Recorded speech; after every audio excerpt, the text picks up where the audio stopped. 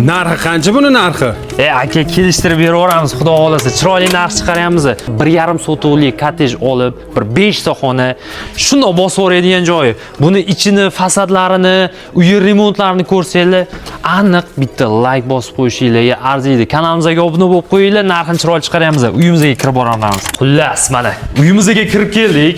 Qo'limizga bemalol bitta mashinani qo'yib qo'yasiz. Tapchanga ham joy bor. Men fasad qarang, o'ting, men fasad ko'rsating, zo'rligini bitta like bosib qo'yinglar. Bizga ham shunaqa uylar nasib qilsin. Imенно bizani kuzatib like bosib podдержка qilayotgan obunachilarga kamida shunaqa uylar nasib qilsin. Zeleniy zonalar bor, letniy sanuzel bor. Bu yoq tarafda bitta xonani tagini podvol qilishgan. Endi uyimizga kiramiz. Qani, bismillah. Oho, mana remont qaranglar. Yoqdimi? Yoqdimi? Like bosaveringlar. Narxini shkala chiqaryapmiz, xudo xohlasa. Keling, birinchi oshxonamizni ko'rsatamiz. Hozir gaplashdik, akam bitta yaxshi kuxonli mebel qilib beraman dedilar. Gapga javob dedilar. Birinchi etaj mana bu. Zalni qaranglar. Mana lyustrani alohida ko'rsatib qo'ying. Voy, gap yo'q ekan. Okani didlari bor.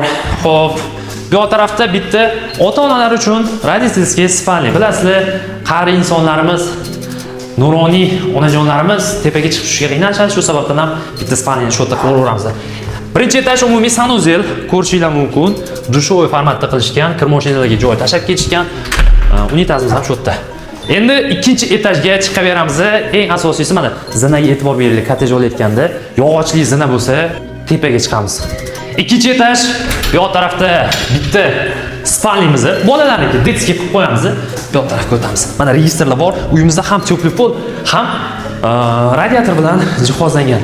Bu yoq taraf svetimiz yo'q ekan, endi bitta родительский spalni qilsak bo'lar ekan. Mana bu yerda shinamgina hol qilib qo'yishgan. Teplый polni miyasi ham shu yerda va eng asosiysi balkon bor. Balkonga shundoq tashqariga qarab ertalabdan bitta kofechani ichishli joy, ha? Qalaysizlar? Yoqdimi? Metro, uyimizdagi Xonobod metrosi 500 metr radiusda joylashgan.